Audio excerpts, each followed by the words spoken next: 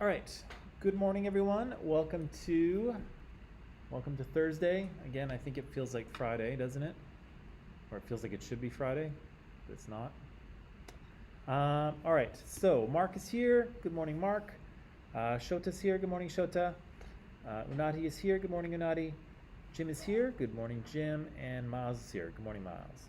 So yesterday, talking about China, we said that, of course, we had a bit of a civil war going on in China following the overthrow of the Manchu dynasty, right? We had Kuomintang, who kind of managed to gain control over most of China under Jiang Jieshi, but of course he was opposed by Mao's communists, right? And so after World War II was over, the civil war would resume. Fighting continued until Mao wins a decisive victory, and Jiang Jieshi and his nationalists, his Kuomintang party, flee to Taiwan, and Mao is free to kind of build his version of communism in the People's Republic of China, right, starting in 1949. I asked you to read this section of the text yesterday, and it included a few things, right? Actually, I'm going to back up. It included a few things, right? So we heard about Mao's attempt to start to collectivize farms, right? So we had all these individual farms that were farmed by individual farmers. I know I'm saying farm a lot. They were controlled by individual farmers, and Mao wants to kind of stick them together, right? And so he does stick them together, right? He starts to build them into collective farms. In kind of the early 50s or the mid 50s, we see that collectivization is happening. Mao feels it's happening too slow. The party is kind of not sure. And Mao goes to the people and says, can you turn that little notification off, whoever that's coming from? Thank you. And so Mao says to the people, we need to collectivize farms. And so what do the people do? They collectivize, right? They just kind of do what he says, which is pretty amazing, right? Because in the Soviet Union, we saw that Stalin had to use force, right? He had to make people collectivize, and he had to sort of hammer it into them, where in the kind of Chinese,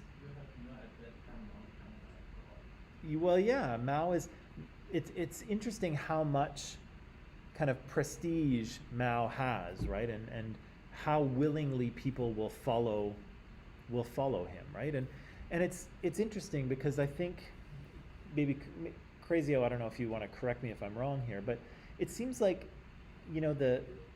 if we compare like the Chinese peasants and the Russian peasants, it seemed like the Chinese peasants were much more hopeful, right? They had a lot more faith in Mao, right? I feel like the Russian peasants didn't have a lot of faith in the Bolsheviks, in the Communist Party in Soviet Union, and so the Soviet Union had to hammer communism into the peasants, right? But here I feel like the peasants have a little more faith and hope in Mao than, what do you think? Do you think that's fair to say?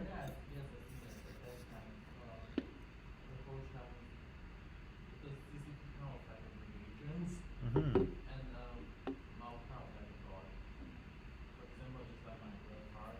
Yeah. He's the person who organizes, what their kind of person is. But every time when people call him out, he's just like, yeah. Mao is like huge, right? Yes, every time, yeah.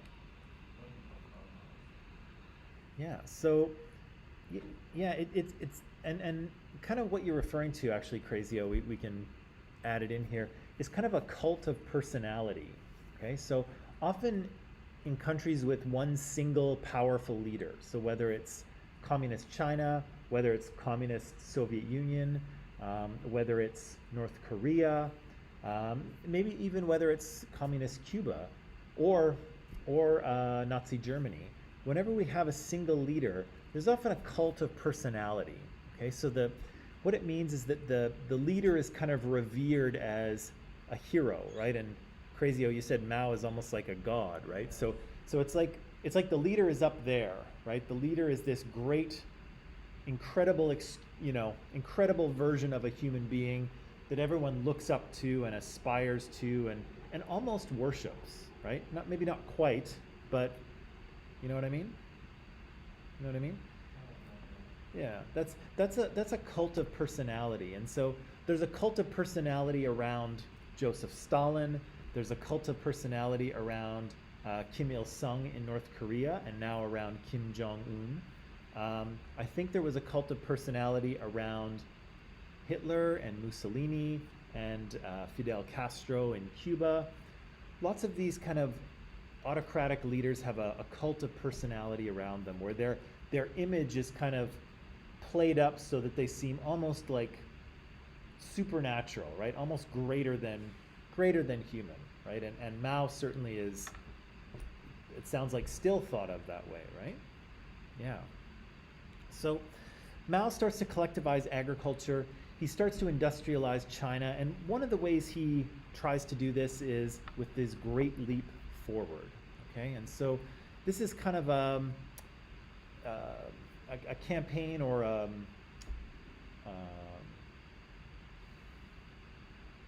guess campaign is the best word for it, that Mao kind of devises to move China forward, right? So just like we said in the Soviet Union, where when Joseph Stalin came to power in, let's say 1926 or 27, the Soviet Union was pretty far behind, right? They were very poor agriculturally, their industry wasn't really performing, and Stalin needed to kind of catch them up to the rest of the world. And through his 5-year plans and his brutal, oppressive policies, he did it, right? He moved them ahead. And Mao is in exactly the same position. He has to move China from kind of a poor agricultural country with no industry to an industrial power, right? Which is what he wants to be. And so, again, he tries to kind of revitalize the country through rapid industrialization, rapid collectivization, and kind of a pretty intense campaign of re-education, right? And so kind of one of the themes here in China that we'll see is maintaining the revolution, right? So the communist revolution isn't something that happens in 1949 and then it's over. It's something that Mao in particular will kind of encourage people to continually be engaged in revolution. And so the Great Leap Forward is one of these where, again, the collectivization happens, people start to engage in industry sort of within the country, but also people are, what's a good word for this? The government makes sure that the people have communist ideals, right? I was going to say brainwash, but that's not quite what I wanted to say. But the government has a strong campaign to make sure that people are doing communism, right? And feeling communism. Again, we compared it yesterday to kind of almost like a religion, with missionaries going out to convince the people to believe a certain way. And here we have, the Communist Party making sure that people's beliefs are correct, right? That they believe what Chairman Mao believes, right? That they are doing communism and not something else. So that brings us to a video that I have to show you, and we'll only watch part of it today. We're gonna watch. I'm just gonna put this in. Just gonna put this in the live chat here. We're gonna watch. Oh shoot! I should say 12, 14. We're gonna watch just the first kind of section of this documentary, and it's a documentary on the history of the Chinese Communist Party, the CCP, okay? And this is useful to watch because we'll see some actual primary source footage, so we'll see some footage from the time. We'll see some of the things that we've already read about and already talked about. And again, the history of modern China is kind of the history of the Communist Party, right? Because again, the Communist Party is engaged in a civil war basically from the 1920s, and then when the People's Republic is proclaimed in 1949, the Communist Party is in charge all the way up to the present moment, right? All the way up to July 15th, 2021. And so the history of the Communist Party in China is the history of modern China in a way. So we're going to look at this video and kind of see some things that we've already seen and read about, but also see some new things as well, okay? So questions for you. Questions are these. So what was Mao's policy toward ethnic minorities, right? So non-ethnically Chinese people living in China. What was his approach towards them, okay? Second question is, what happens to farmers, that should say as part of collectivization, okay? So we said that Mao was going to try and put people's farms together. What kind of happens in the course of that collectivization, okay? The video will talk about the Four Pests campaign. So we'll talk about what that is and what the effect of it was. We'll talk about the Great Leap Forward and industrialization, particularly with iron manufacture.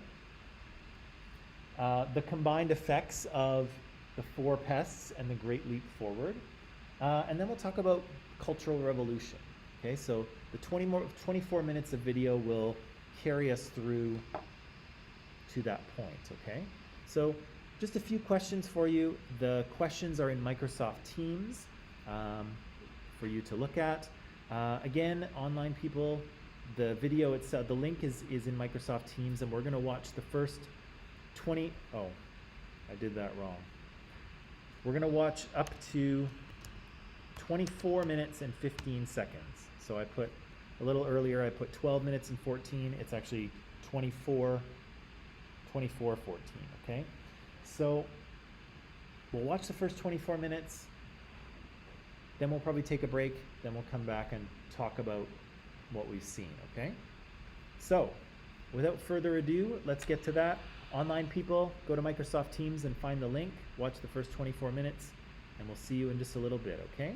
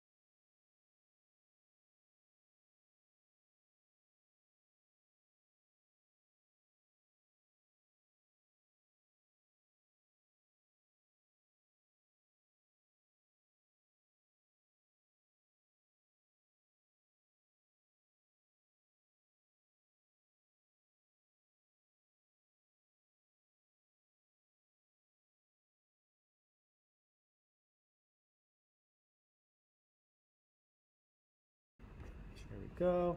Okay, so here we have again some old information, right? We've heard some of these things before, but also some new stuff too, right? And again, it's one of the nice things about this period of history is that we have really good primary sources, right? We have video, we have audio from the actual time, right? Which is nice to be able to, see these images and see what's going on, right? So we see, of course, Mao proclaim the People's Republic and sort of start to impose or sort of create communism within China, right? Just quickly, what was his policy towards ethnic minorities? So non-Chinese, non-ethnically Chinese people living in China. What did he say?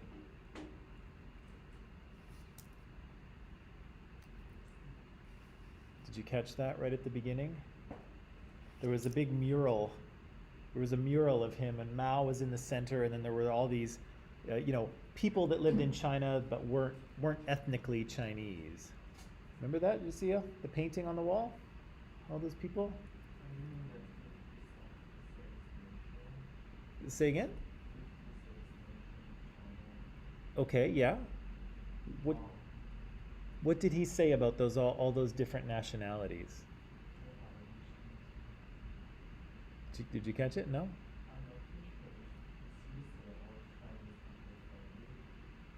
Okay. Well, what he said was that he believed in national self-determination, right? So he felt that these people, could live in China, but they would kind of be allowed to maintain their language and their religion and kind of sort of be in charge of themselves, right? Within China. Okay, that was his sort of initial vision for non-Chinese cultures living in China. What do we hear about as part of, well, actually, I'm going to skip over that question. Oh yeah, no, I'm not going to. So what happens to farmers as part of the collectivization? What do they say?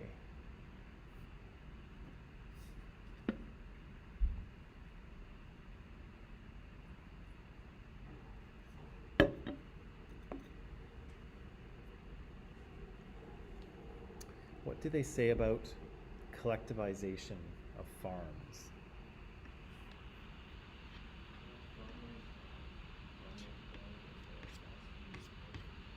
Say that again?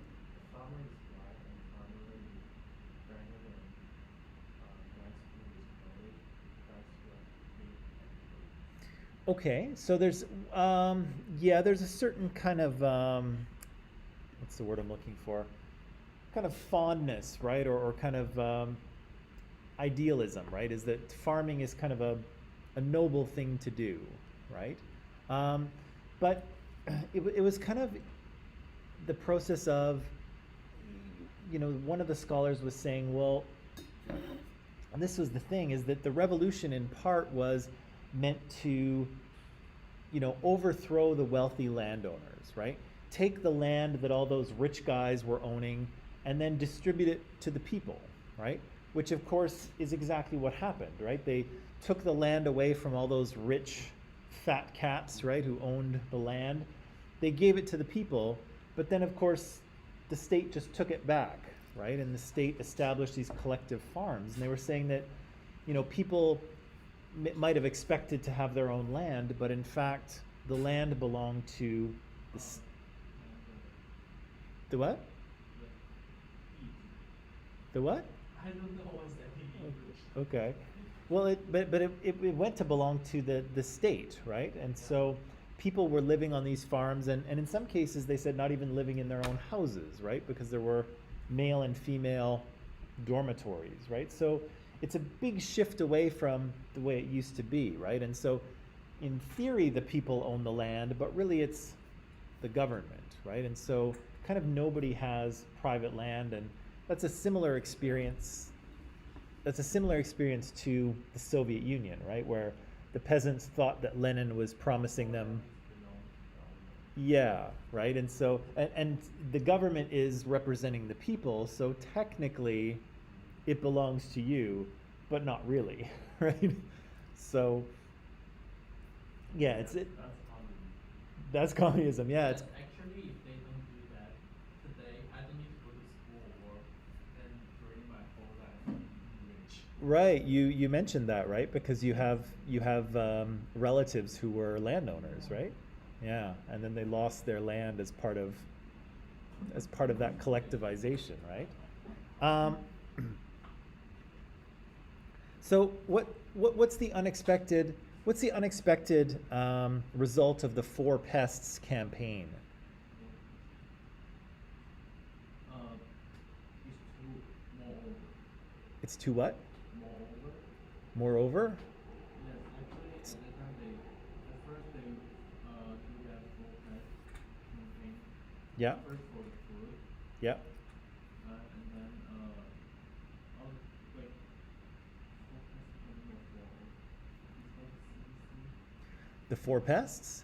No, Yeah. that's where Mao says that, oh, the sparrows and the rats and the mosquitoes, Oh yeah, they're all kind of like, they're kind of parasitic, right? They're living off people's labor, and we need to get rid of them, right? Yeah.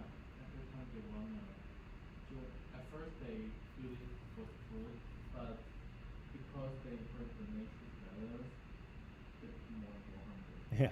Yeah, yeah, right. So Mao decides to try to get rid of the animals that are stealing grain from the people, right? But of course, there is a natural balance to be respected, right? And so with all the sparrows gone and all the rats gone, some insects flourish, right? And they destroy the crops because their predators are gone, right? So whoops, that kind of backfires a little bit on Mao, right? What about the Great Leap Forward? We saw them producing iron, right? The idea is that the nation needed to produce more iron, and so Mao said, "I've seen the energy of the masses, and with that energy, we can do anything," right?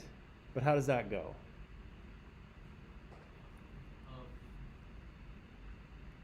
at that time, everyone used all things, all stuff to make the iron, Yeah, and also the guys will always say um, they have the food they have is more than actually they have. right. Oh yeah, yeah, At that time, it have a how to say they say 人有多大胆，地有多大产。That's mean how brave you are and how much you can say. yeah, right. So there's a real, well, and we see some of it in the video, right? There's a real drive to make sure that people are thinking and behaving the right way, right? The communist way. And so Do you know what at that time was the Chinese goal? goal? Yes, what's our goal? We say 3 year better than England, 5 year same as the USA. Okay. Yeah, so Mao is trying to sort of elevate China to the sort of economic and industrial level of the US, right? And so he's trying to convince people to do things the right way. And so, yeah, a couple things happen, right? There's people who are making iron in their backyard, right? When they're not farming, they're smelting iron. They don't mention it in the video too much here, but that doesn't really work very well, right? As it turns out, maybe you don't know, making iron is not that easy. You need really high temperatures to smelt the iron from the rock, right? To melt the iron from the rock, you need high temperatures. And then if you want to make it into steel, you've got to add other things to it and mix it around. And so, making iron is just not that easy.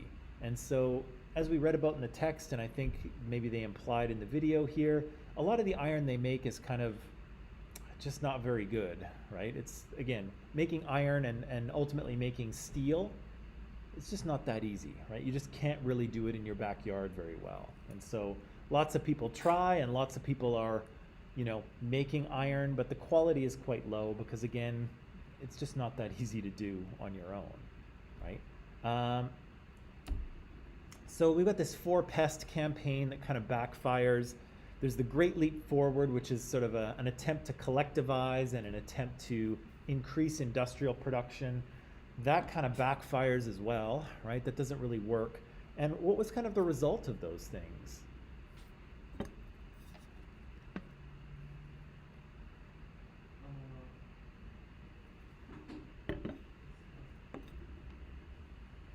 Yeah, what's the result of Mao's great leap forward? Is it a leap forward? At that moment, Yeah. but I say at the time, at the same time, they make a basic that people can do one thing more easily. Mm-hmm. Because from that time, uh, Chinese can do things more and more like teamwork. For example, like during this day COVID, Yeah. China can develop let's say much more better technology or Mm-hmm. micro so they can control. Right. I think that one of the reasons because the people in China they are more really more for the government. And I think why the for the government is things Yeah. Yeah, that's definitely true, right? But yeah, for the short term here, this is a bit of a failure for Mao, right? Yeah, so the Great Leap Forward is more like a fall on the face for Mao, right? It doesn't. The Four Pests thing has some pretty nasty effects, right? The insects sort of destroy the crops. These attempts at collectivization result in people going hungry. The industrialization thing doesn't really work. And so, as they mentioned in the video, by 1966, people within the Communist Party anyway, are pretty critical of Mao, right? He still has this cult of personality, right? People still love Mao, and we see them singing a song to him that he's the great savior of China and he'll bring them all prosperity. But within the Communist Party himself or themselves, people are starting to look at Mao and they're like, I wonder if this guy can really do it, right? Does he really have good ideas? Because his last few big ideas have failed pretty catastrophically, right? And they mentioned that at least 15 million people starved to death, right? But that number is probably a bit low, probably a lot low. And so there's a pretty significant famine that comes along with this Great Leap Forward and the Four Pests. There's some droughts and floods as well that don't really help the situation. But within the party, within the Communist Party, Mao is kind of, people aren't really in favor of him anymore. They think he's made a mess of things, right? And so that brings us to Cultural Revolution. And so what's this Cultural Revolution thing?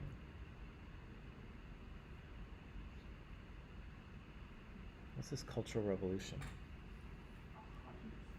Hard to describe. How would you describe it to me, Crazio? movement which happened by some crazy follower for the right goal. It's I don't know how to say it. I think their goal is right, is good.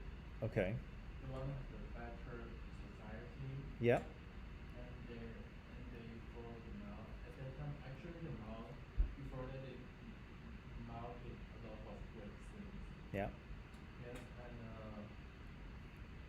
but this 10-year movement, I think, is not that.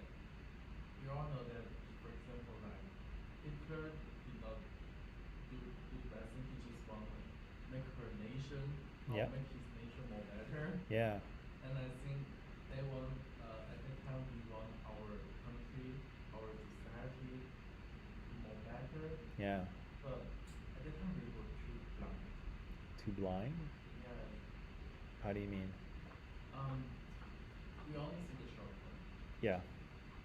They think at that time we think that some book from the what is it? At that time people are not that respectful to the knowledge. Yeah. Yes, I think that's the most important thing. And yes, if they don't do this, I can be rich. Oh yeah. Well, yes, you've said that. I know you're sad, Crazy. I know. but yeah, like this is kind of a movement by followers of Mao, and it's basically he basically puts them to war against the culture, right? And so anything that doesn't have to do with communist ideology or the teachings of Mao, all of that has to be destroyed, right? Because again, Mao is in kind of a pickle here. He's got kind of a problem, right? Because he's become the leader of communist China. He's, tried to collectivize and industrialize, and 15 years in, well, actually 25, right? 49, 59, 69. Okay. 15 years in, hasn't really become successful, right? This great leap forward was kind of a great failure, right? A lot of people starved to death.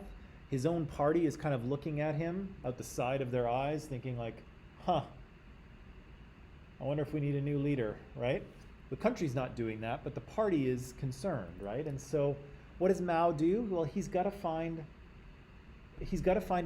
something at fault, right? What went wrong? Well, here's what went wrong, you guys, or at least this is what Mao says. Here's what went wrong. We need to purge ourselves of old thinking, right? It's old thinking that's holding us back. It's old knowledge that's keeping us from becoming great. And we need to purge that, right? And so because the people kind of love and respect Mao so much, he's able to just set them loose, right? And so he basically gets up and says, destroy all of the old stuff, tear it all down, right? The revolution is here, kind of thing. And again, people do it, right? Just like collectivization, people just did what he said. And here again, people do what he says, right? They follow his orders, right? And so you can see that there are lots of people, mostly young students, but not all, who kind of set themselves upon the country, destroying anything that is old, anything traditional, anything non-communist, right? And so you see lots of books are destroyed, lots of academics and teachers are denounced and disgraced and beaten. Lots of temples and religious sites are leveled and destroyed. I believe the Tomb of Confucius is actually desecrated at the same time, right? Because Confucius is part of the old thinking, right? The old way. And so all of these things, so, for, a number of years while the Cultural Revolution is going on, China is basically tearing itself apart, right? In terms of, it's just internally destroying itself, right? And again, nothing's really happening, right? Agriculture's not improving, industry's not improving, but the country is just at war with its own history in a way. And so, it's pretty destructive to all kinds of people's lives, right? As they are, if they happen to, be suspected of having capitalist ideals, or if they're academics, or really anything, right? It's enough for the Red Guard to denounce them and destroy their property and haul them out into the streets and beat them, right? So it's a pretty ugly period, right? In which, again, Mao has kind of, turned the country loose on itself. And again, it's a lot of people will suffer during this period. Okie dokie. Do you want to take a little break? Yeah. No? Yes? Okay. Let's take a little break. You don't want to break? What if I want to break? You're just sitting there eating a sandwich. I'm up here working hard. I'm taking a break, Andre. Okay. Let's take a break. We'll come back in 10, okay?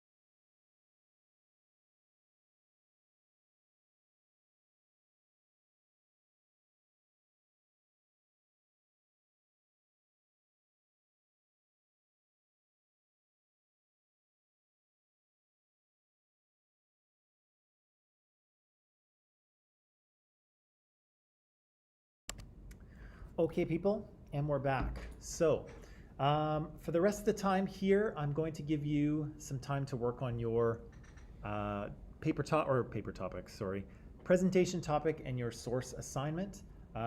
Sources are due tomorrow, of course. So I'm going to set up an assignment in Microsoft Teams so that you can hand it in to me that way. That'll be much easier for me to deal with. So I'm going to set that up right away. I'll give you some time to work here for the rest of class. If you have questions for me, I will of course answer them. But yeah, the rest of the time is yours, okay? So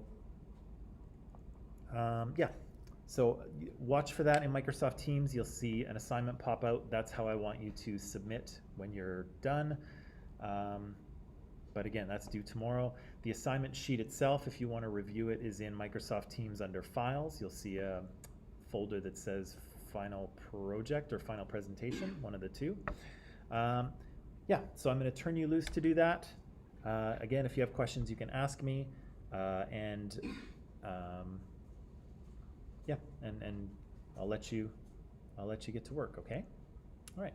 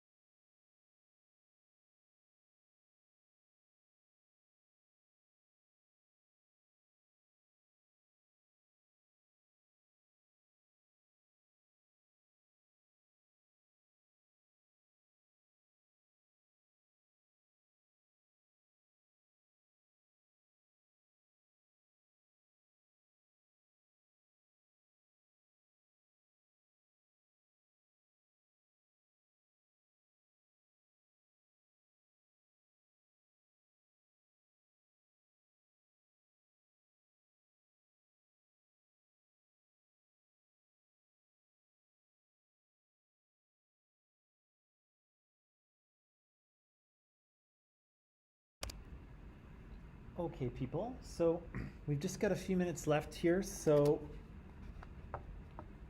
if you haven't given me a presentation topic yet, I do want it by the end of today, okay? Andre, did you make a decision? What are you gonna do? You're not sure yet? Okay, end of the day, you gotta tell me, okay? Same thing with you, Daniel. End of the day, I need to know. And online people, if you haven't told me your presentation topic, I need it by the end of today, all right? Other than that, I think I will let you pack it up and go. I'll see you tomorrow. We'll deal with a little more China, okay? Yeah, so that's it. Have a nice afternoon. See you tomorrow.